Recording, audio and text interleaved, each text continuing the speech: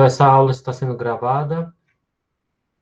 Bioquímica, estrutura, propriedades, funções de biomoléculas. A gente está na 5ª aula de laboratório. Hoje a gente vai abordar a prática 4 da apostila, que é sobre desnaturação proteica. O que a gente vai ver na aula de hoje? Aquele círculo de papel que eu pedi para vocês, a gente vai fazer um exercício de dobradura, tá? Quem tiver um círculo de papel, pode ser um papel sulfite, mais ou menos, ó, desse tamanho, pode pegar. Tem que ser circular, tá? Senão não vai dar certo. A gente vai fazer uma dobradura de papel de filtro, que não tem a ver com o assunto da aula de hoje. Depois a gente vai ter uma parte teórica, tá? Um colóquio sobre tipos de desnaturação. Depois a gente vai analisar os experimentos descritos na apostila. O primeiro experimento é só para avaliar a atividade enzimática em estados vegetais em gelatina. Depois a gente vai ver o efeito da temperatura na atividade enzimática e os efeitos do etanol em clara de ovo. E aí depois a gente vai para a atividade para entrega. Então vamos fazer primeiro o papel de filtro. Eu vou parar. Eu vou mostrar para vocês. Preciso fazer uma coisa antes disso aqui. Eu vou ver se vai dar certo a simulação no laboratório. Aqui é uma gelatina que eu fiz hoje de manhã, gelatina de maracujá, certo? Olha lá, tá? Já tá dura. E eu vou ver se ela já age desse jeito enquanto tá dura, porque eu já vi uns vídeos que parece que dá certo. E aqui, ó, tem uns pedaços de abacaxi, tá? Tá com caldinho até, porque eu cortei já faz uns 2 dias. Então a ideia é colocar o abacaxi em cima da gelatina e um pouquinho do caldo também, para ver se tem atividade enzimática. Então eu vou colocar uns pedaços, vou deixar uns pedaços aqui e vamos ver o que vai acontecer até ao final da aula, tá? Então eu vou colocar um pedaço, se cabe 2 pedaços, um pedaço aqui, usando nada de equipamento de segurança, né? Eu devia estar de óculos, jaleco. Vamos deixar um outro aqui. Eu vou jogar até um pouquinho do caldinho para ver se tem alguma coisa no caldinho. Estão vendo aí? Vamos ver se vai acontecer alguma coisa até o final da aula. Eu acho que não vai acontecer muita coisa, mas vamos ver. Então ele vai ficar aqui até o fim da aula. Pessoal, quem tiver um pedaço de papel circular pode pegar. Eu pedi para vocês trazerem isso aqui. Quem não trouxer, a gente faz de novo, aula que vem, tudo tal. Tá? É dobrar papel de filtro. Para vocês dobrarem papel de filtro, papel de filtro, geralmente de laboratório de química, para a gente fazer filtração simples. A gente costuma dobrar só o jeito mais rápido, né? Na correria, você dobrar 2 vezes. Você dobra por uma metade, depois você dobra de novo, faz 1/4. E daqui a gente já consegue abrir e usar e colocar assim no funil, certo? Então a gente ficaria essa conchinha, esse cone. E isso aqui funcionaria já como um elemento filtrante. Mas existe outra maneira, pessoal, que aí eu vou pedir para vocês seguirem os passos aqui. Então, vocês vão pegar o papel, dobrar desse jeito de novo. Depois dobrar desse jeito de novo, igual que estava antes, certo? Fazer uma meia-lua. E aí, o que a gente vai fazer? Ó, tá vendo que tá descendo, subindo? Então, a gente vai fazer tipo um leque. Então, se ele tá descendo, vamos pegar cada seção aqui e fazer tipo um leque, um zigue-zague, certo? Então, eu peguei aqui, estava assim, eu peguei e voltei, dobrei na metade da seção. A mesma coisa eu faço do outro lado, eu pego a ponta e dobro na direção do meio, certo? Agora eu tenho o que parece um M. Sobe, desce.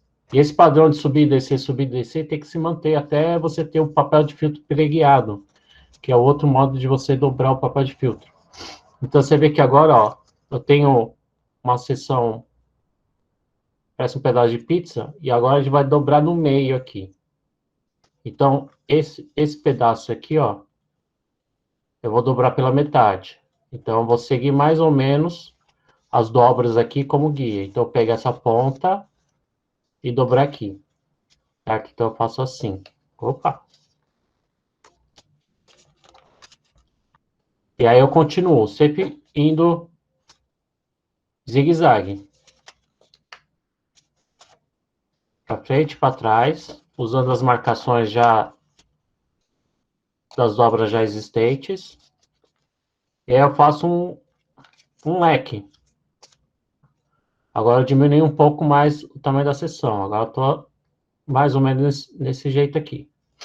Dá para dobrar mais ainda, tá? Assim já dá para usar, mas o mais interessante é você conseguir dobrar mais uma vez. Então, dobrei metade na metade, a metade de uma seção de novo. Dobro aqui para cá.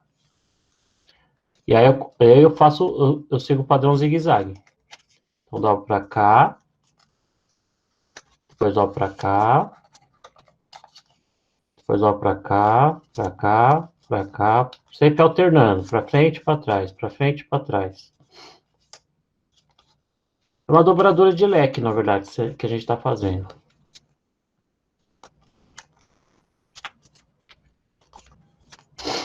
Tente dobrar o mais certinho possível, porque senão aqui na ponta vai ficar muito grosso. E aí, quando você filtra de verdade, a filtração não fica boa. Tá? Então, você tem que ter algo mais ou menos parecido com isso. É um leque, certo? Parece um leque. E aí, se você abrir, você vai ter um papel de filtro, uma dobra de papel de filtro preguiado. Isso aqui é mais eficiente do que o outro modo do que eu dobrei no começo, porque você está aproveitando todo o papel. No modo antigo, a gente estava aproveitando só uma parte do papel para filtrar. Aí você vai observar que tem uma dobra aqui meio quadrada, fora do padrão. Você dobra para dentro, faz uma dobrinha para dentro.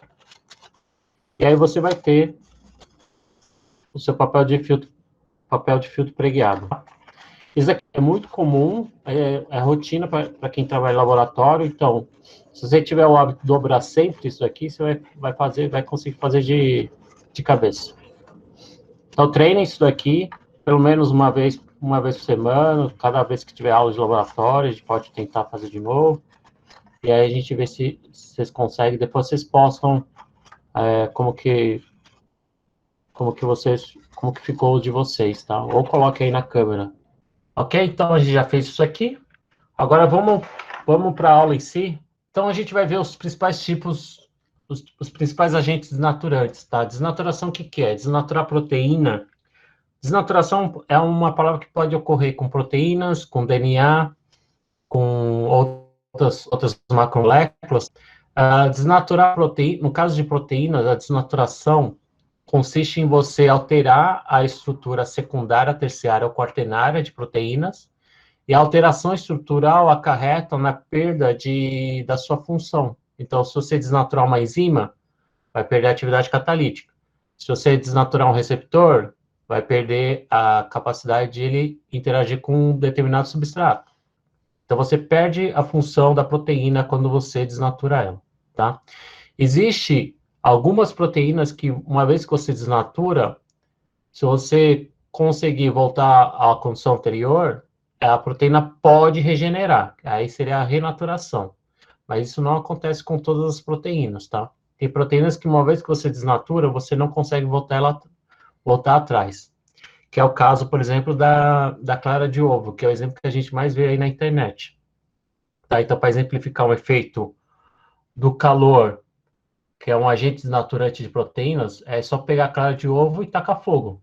Você vai ver que ela vai turvar, vai ficar opaco, e uma vez que a clara de ovo ficou daquela forma opaca, você não consegue diminuir a temperatura, ela não vai voltar a ser clara de ovo de novo. Se bem que tem alguns artigos, alguns grupos estão alegando que estão conseguindo fazer isso, mas é uma técnica bem peculiar e em uma quantidade muito pequena, não é com ovo inteiro. Então, calor, você altera a estrutura secundária, terciária e quaternária de proteínas.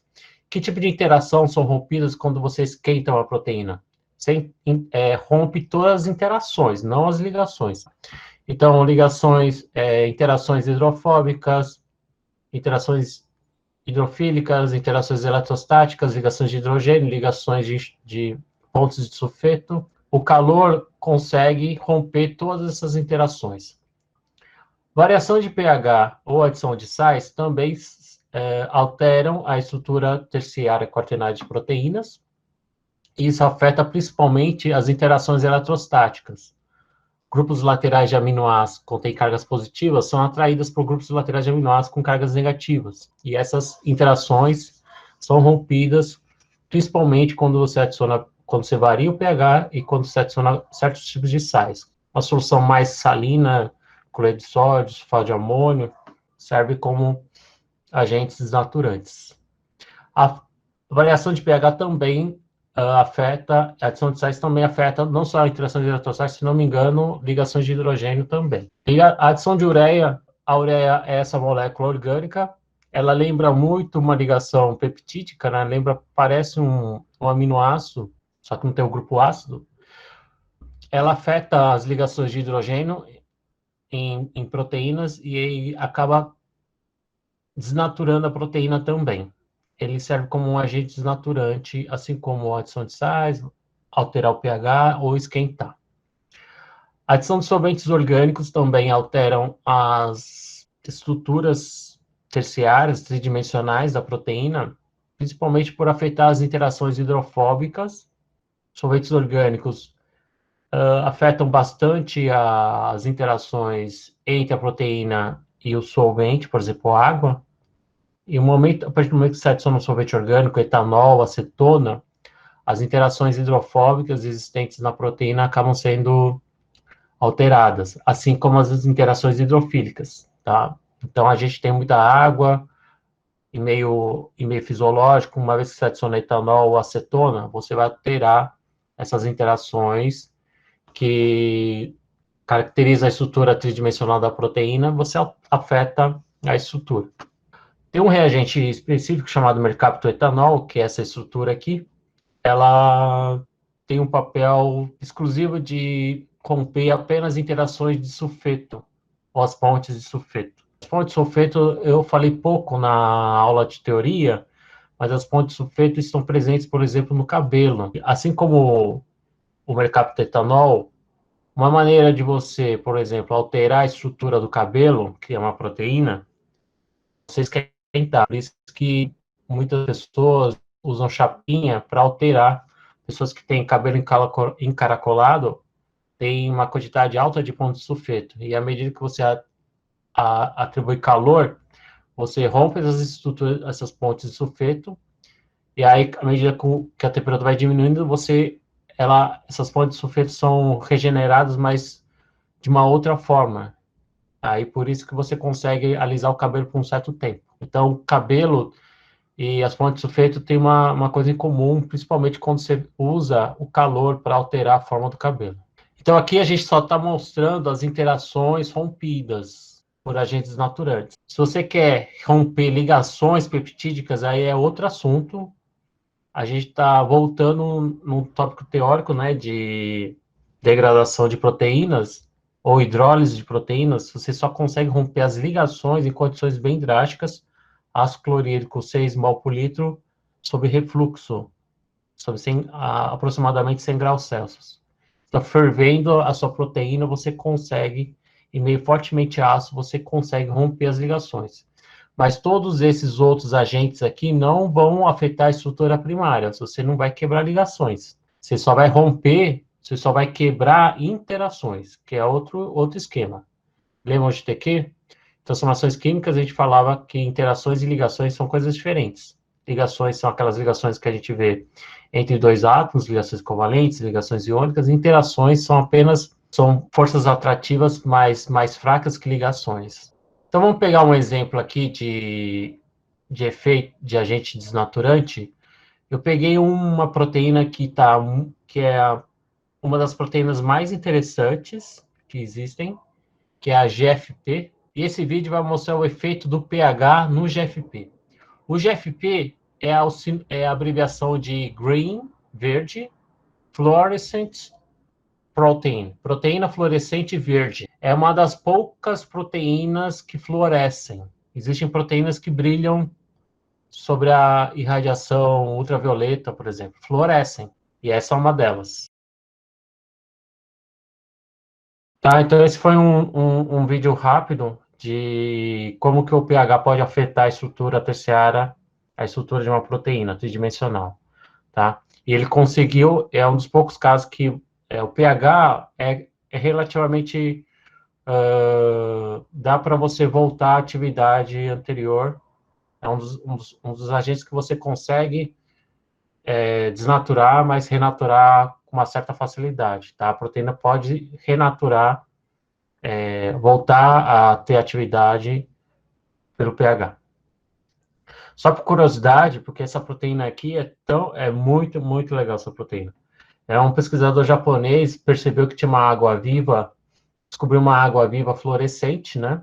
E ele tinha essa auréola aqui que emitia uma luz verde, tá? Ele ficou interessado, né?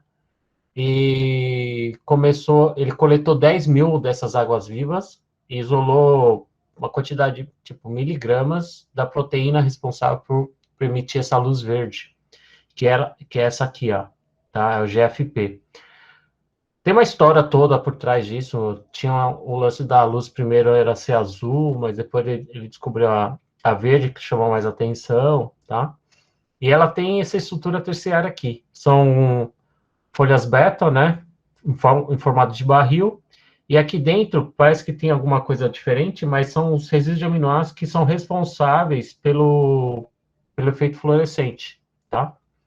Eu não vou dar muito spoiler aqui, porque provavelmente a avaliação vai envolver algo parecido com isso, tá? Avaliação de teoria. E essa proteína, só por causa dessa proteína aqui, essa única proteína que foi isolada, caracterizada, investigada, foi tema de prêmio Nobel, tá? Em 2008. Em 2008, o prêmio Nobel foi dado para os pesquisadores que descobriram e desenvolveram a proteína GFP, tá? Então, o Shimomura foi um dos primeiros que isolaram, e o Martin e o Roger aplicaram essa proteína, né? Ela não é só fluorescente e pronto, né? Eles conseguiram demonstrar uma importância dessa proteína, tá? E essa proteína serve como marcador, ele facilita a visualização em microscópios eletrônicos, tá? E tem pesquisador que acaba extrapolando um pouco o uso dessa proteína. Aqui a gente vê camundongos que foram geneticamente modificados, que expressam essa proteína. Então, se você irradiar luz ultravioleta neles, eles vão brilhar, né? Então, provavelmente vocês já devem ter visto alguma foto disso, né? De alguns animais que na luz ultravioleta eles brilham no escuro, né? Coelhos, gatos, que mais? Porcos, até chimpanzé, acho que também já foi. Fizeram uma modificação genética num macaquinho e o macaquinho floresce na luz UV, tá? Então, aqui é um verme, tá? E eles colocaram essa proteína nesse verme e no genoma deles e serve. Eles controlaram para que essa proteína floresça em locais específicos do verme, por exemplo, em regiões específicas onde estão os neurônios ou onde estão em alguma parte específica do verme, que eu esqueci a história inteira desse lance, mas ele tem uma aplicação muito interessante, tá? Aqui provavelmente deve ser alguma bactéria que expressa, né, o GFP, e aqui uma fotografia dela na luz ultravioleta. Então, mosquitos. Isso aqui é um sorvete, uma sorveteria colocou um sabor de sorvete com GFP, que na luz ultravioleta ele brilha no escuro. E cada bola disso aqui, acho que custa uns $200 se você tomar esse sorvete aqui. Só porque ele tem essa proteína que floresce na luz UV verde.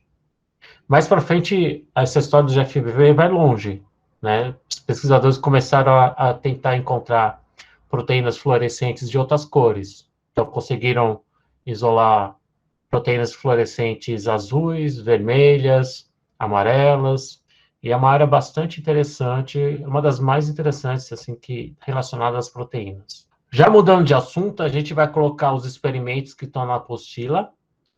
Aqui a gente já vai começar com o experimento.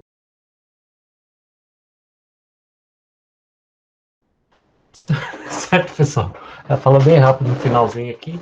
essa parte 1 aqui, que não vou pôr de novo, é só para mostrar a atividade enzimática de extratos vegetais em gelatina.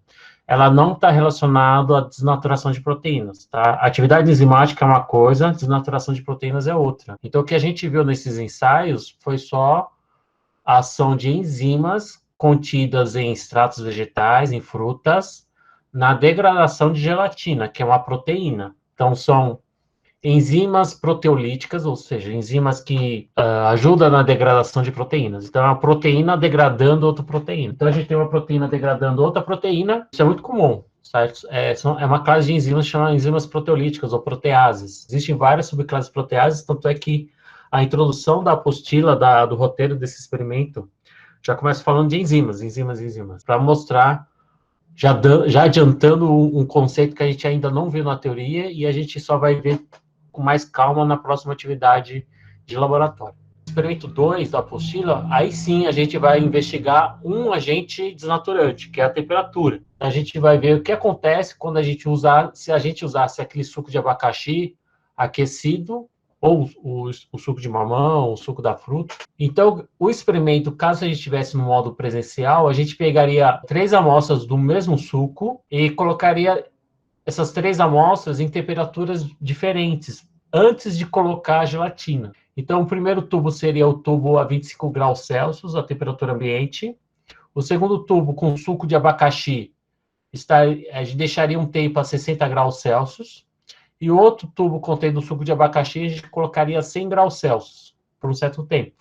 O controle está aqui, é aquele mesmo controle que o vídeo apresentou, só contendo água, para ver se a gelatina está ok. E aí a gente faz o seguinte, então a gente espera esfriar, óbvio que a gente não vai tacar o suco quente na gelatina, porque ele vai derreter a gelatina vai liquefazer não com efeito enzimático, mas com efeito da temperatura também, né? Então a gente espera esfriar os 3 tubos não, mas o tubo 2 e o tubo 3 atingir a temperatura ambiente, e aí sim a gente joga a gelatina em cima desses 4 tubos aqui. Um do controle, um com gelatina a 25 graus, outra gelatina que foi aquecida a 60, mas esfriou, e o outro tubo que tinha suco de abacaxi, que foi aquecido a 100, e esperou esfriar antes de jogar a gelatina. Feito isso, a gente coloca no banho-maria, 37 graus Celsius é a temperatura fisiológica, né? Onde a maior parte das enzimas tem uma atividade relativamente alta nessa temperatura, tá? E depois a gente coloca 0 graus Celsius para dar esse choque térmico para que a enzima ou a gelatina endureça ao mesmo tempo e que a enzima pare de degradar. Então, a gente tem um resultado que está na apostila, esses 4 tubos aqui, o controle está aqui, a 25 graus Celsius é esse, a 60 está esse e o 100 é esse. Batendo o olho na foto, não traz nenhuma informação para a gente. Estão todos muito parecidos. Tem uma diferença de cor, talvez, mas nada que dê para analisar. E levar interpretar essa foto é quase impossível. Mas quando você inclina o tubo e tira outra foto, a gente percebe aqui, ó, que no tubo controle a gelatina endureceu, tanto é que, ó, se tivesse assim, estaria na forma líquida, né? Então ele endureceu, então ele tá inclinado desse jeito, o nível da gelatina também está inclinado. E aí é o tubo 2, ó. Tubo 2 é com suco de abacaxi a 25 graus Celsius. Você vê que agora o nível do líquido está na horizontal, diferente desse aqui, da gelatina. Isso mostra que isso aqui está um pouquinho mais fluido, né? Está mais líquido. O que isso significa, está mais líquido? Significa que o suco de abacaxi agiu na gelatina. O suco de abacaxi contém enzimas que ajudam a degradar outras proteínas, como, por exemplo, o colágeno da gelatina. E isso faz com que o colágeno não endureça. Os produtos de fragmentação do colágeno, ela não endurece como o colágeno. Então, ele fica na forma um pouquinho fluida, um pouquinho líquida. Agora, o tubo 3 e o tubo 4. O 3, a 60 graus Celsius, ele ainda tem atividade enzimática, ele não desnaturou completamente. A 60 graus, a enzima ainda se mostrou ativa, não foi uma temperatura suficiente para desnaturar a enzima do abacaxi. Isso só acontece a 100 graus, pessoal. Então, a 100 graus, aí sim você desnaturou o suco de abacaxi, né? As enzimas contidas no suco de abacaxi. Uma vez que você desnaturou as enzimas do suco de abacaxi, você inativou a enzima. Quando eu jogar a gelatina não vai reagir com o suco de abacaxi, ela vai endurecer. Então, o produto da reação enzimática, gelatina e suco de abacaxi, leva a degradação do colágeno e ele fica na forma líquida. Quando a enzima não está ativa, a gelatina, o colágeno se mantém intacto e ele endurece, nesse caso, que é muito parecido com esse caso. Entenderam, pessoal? Eu gaguejei um pouco aqui, mas eu espero que vocês tenham esclarecido qual era o objetivo desse experimento. Bem, o último experimento é o efeito do etanol em clara de ovo. O vídeo que eu peguei, que estava na apostila, não estava funcionando. Então, eu peguei um outro vídeo.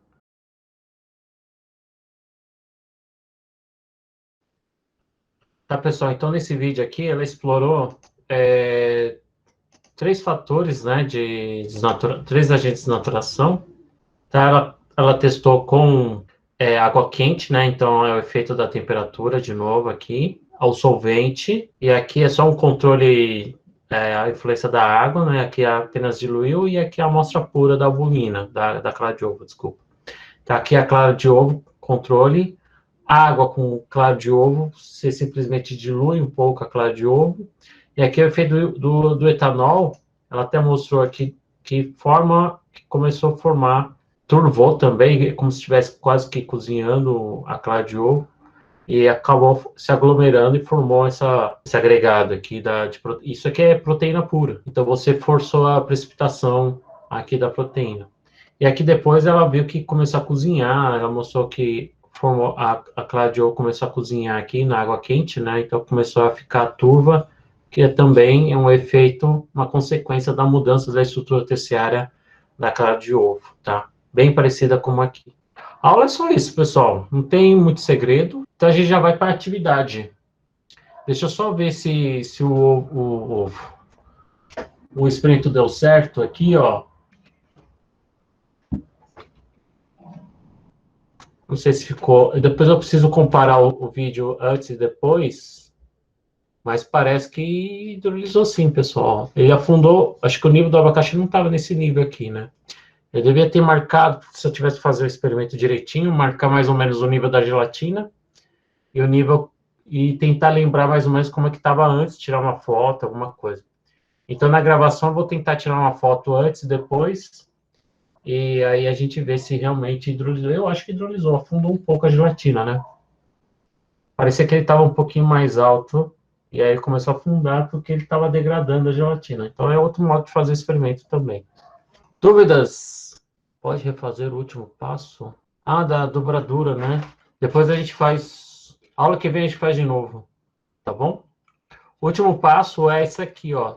Você vai deparar com duas dobrinhas assim, retas, e aí você faz uma dobra interna aqui.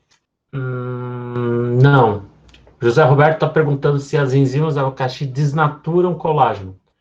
Na verdade, o termo mais correto não é desnaturar o colágeno, ele degrada o colágeno, ele quebra ligações do colágeno. Desnaturar é basicamente você afetar as interações, né? A estrutura terciária, quaternária, secundária. Só que as enzimas, eles basicamente quebram o colágeno, ok? Então, o termo mais correto é as enzimas do abacaxi, elas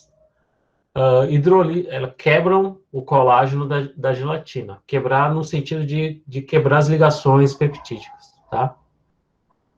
Sim, porque depois... Isso, assim, isso, Priscila. A 100 graus você desnaturou a proteína, mas que proteína você desnaturou? A proteína do abacaxi, que na verdade são enzimas. Uma vez que você desnatura a enzima, você perde a atividade da enzima, porque ele mudou de forma. Ela não vai ter mais o seu sítio ativo, não vai ter mais a estrutura tridimensional como era antes. E aí, uma vez que você afetou a enzima, ela não vai reagir. O que significa não reagir na gelatina? É a gelatina gelificar. Se a gelatina não gelificou, é porque a enzima do abacaxi reagiu com ela. Ela quebrou, as enzimas contidas no abacaxi quebraram o colágeno em partes menores, e essas partes menores não gelificam, como a gente viu no vídeo, tá? Nesse vídeo, mais ou menos nesse O ponto extrato aqui, da fruta atuou ou não sobre a proteína. ele Quando essa explica proteína mais é ou menos, hidratada, se for colocada em uma temperatura menor que mostrando a 30 graus estrutura da Celsius, gelatina. ela forma um gel. Se a cadeia de proteínas for rompida pela ação de alguma enzima, Abacaxi. esse gel não ficará bem formado. É assim que descobrimos se o extrato da fruta atuou ou não sobre a proteína. Tá? Então, se a enzima não atuou na gelatina, a gelatina vai gelificar. Se a enzima atuou na gelatina, a gelatina não vai gelificar. É meio contraditório, mas é assim mesmo, tá? Então, a gelatina sem enzima, ela gelifica. E nesse caso que ela gelificou, porque a enzima desnaturou. Então, quem desnaturou aqui é a enzima, tá? A gente não está desnaturando a gelatina, a gente está desnaturando a enzima. Certo?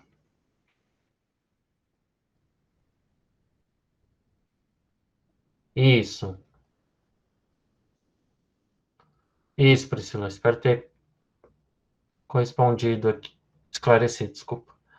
Tá, a atividade de hoje é o seguinte, pessoal. Tá um cheiro de abacaxi forte, parece abacaxi estragado. A atividade para entrega de hoje vai ser via Classroom. Eu soltei uma atividade às 7 horas e acho que todo mundo recebeu, mas eu gostaria que o envio da atividade seja feita um por grupo. Então, o responsável do grupo vai enviar o Google Docs preenchido, tá? Até quarta-feira que vem, às 11 horas, tá? Então, vou dar um tempo grande para vocês responderem essas 7 perguntas com bastante calma, com... Não quero respostas de uma linha, 2 linhas. Pode escrever um pouco mais, entender um pouco mais, tá? Porque se você escrever só uma linha, 2 linhas, é porque vocês só estão se baseando no que a gente viu aqui na aula, tá? Então, pesquise um pouco mais. Se tiver acesso a livros, a alguns sites confiáveis, vocês podem não copiar e colar, pessoal. Mas descrever um pouco o que a gente viu, as questões atreladas ao experimento. Então, a questão 1, por exemplo, é discutir o efeito do suco de abacaxi sobre o colágeno. Discutir o efeito da temperatura sobre as enzimas no suco de abacaxi. Discutir o efeito do etanol sobre as proteínas em solução. Tá? Aqui é o efeito do etanol naquele experimento do ovo. Tá? Eu vou colocar os links em separado dos vídeos do YouTube. Tá? O que são peptidases, sobre qual tipo de substrato que atuam. O que é a gelatina? A gelatina é uma proteína, mas que tipo de proteína, tá? Por que ela gelifica a baixa temperatura, tá? Uma coisa interessante também. É um pouquinho fora, mas tem um pouco a ver, a gente precisa entender o processo de gelificação também. O efeito da temperatura sobre a desnaturação de proteínas no processo de cozimento dos alimentos. A desnaturação parece uma coisa ruim, mas ela é importante para o dia a dia, tá? É importante para a gente poder comer a alimentação, tá? A gente cozinha, no, cozinha alimentos, né? Para a gente conseguir morder mais fácil, para que a textura do alimento fique mais fácil para comer. A gente desnatura proteínas quando a gente cai, uma vez que a gente come, cai no estômago, tá? Assim vai. E a última pergunta muito relacionada à enzima contida no abacaxi, tá? Que eu não vou falar o nome aqui para não dar spoiler. E qual a relação entre o suco de abacaxi e os amaciantes de carnes comerciais? Então, tente procurar, principalmente, não precisa ir no supermercado, mas se vocês conseguirem achar a composição desses amaciantes de carne, que eu acho que deixa a carne com gosto muito ruim, mas existe. Amaciantes de carne parece um tempero que você coloca na carne para deixar a carne um pouco mais macia, né? Tem uma relação entre o suco de abacaxi e esses amaciantes. Tá joia? Eu vou dar. Que horas são? São 10 horas, vou dar meia hora, aí eu vou entrar. Quem tiver Quem tiver precisando de ajuda, vocês me chamam no chat, que aí eu vou na sala de vocês. E aí, depois das 11, 10h30, eu vou liberar vocês, mas vocês continuam, não precisa continuar até meia-noite de hoje, mas vocês podem continuar mais um pouco para combinar, para continuar a responder essas 7 questões. Porque responder essas 7 questões em meia hora não dá para fazer, pessoal. Vocês vão precisar de mais tempo para terminar e me entregar depois via Classroom. Dúvidas?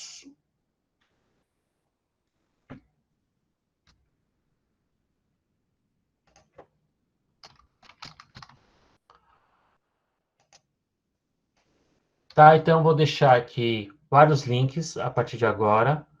Eu vou deixar o Padlet. Eu vou deixar... que mais?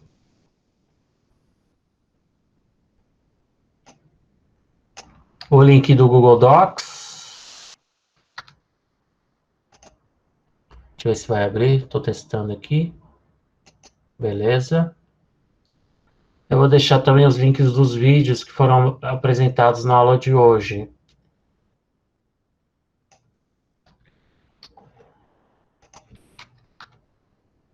Esse é o vídeo do efeito do pH no GFP.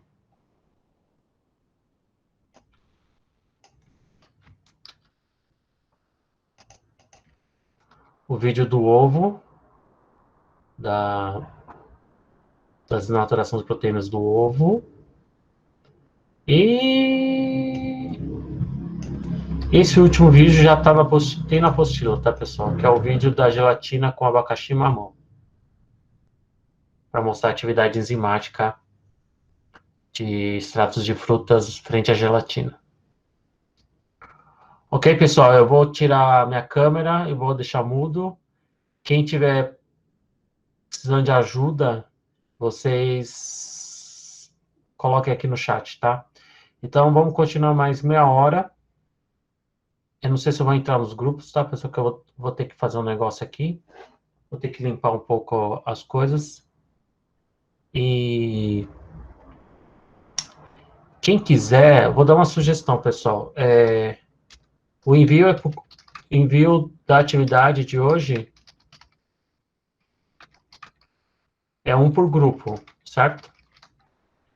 E quem puder tirar uma foto disso, para eu ver se fica bom, aí vocês podem mandar individualmente, pela atividade, como resposta dessa atividade que está no Classroom, tá? Então, na atividade, você clica na atividade que está na parte prática, questões relacionadas à prática 4. Deixa eu colocar aqui. E aí você anexa a foto e marca como concluída a atividade, tá? Aí eu vejo se ficou legal ou não.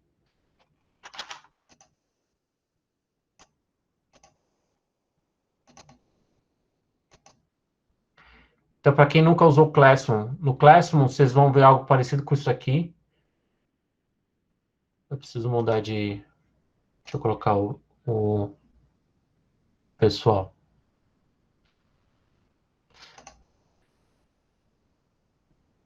Então, vocês clicam em atividades. Vai ter atividade aqui em aberto, tá? Que é as questões da prática 4. Vocês clicam aqui. Eu não mutei, não, né? Ah. Aí vocês clicam em ver atividade.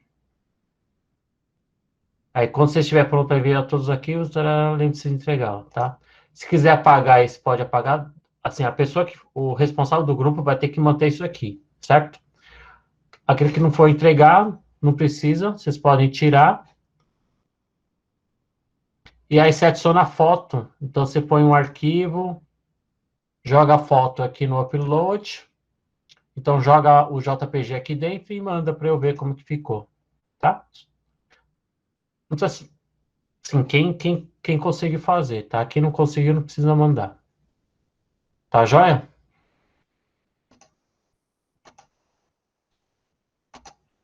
Ok?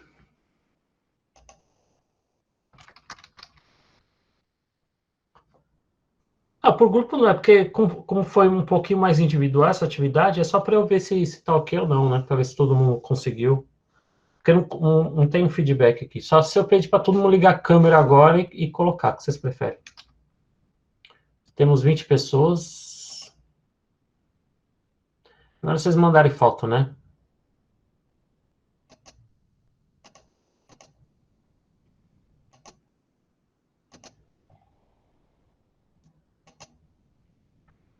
Ok? Então até as 10h30 eu vou estar aqui de plantão. Quem quiser me chamar, pode me chamar.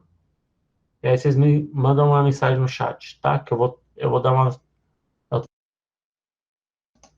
Ok? Mãos à obra, pessoal. Até 10h30, 10h30 pelo menos.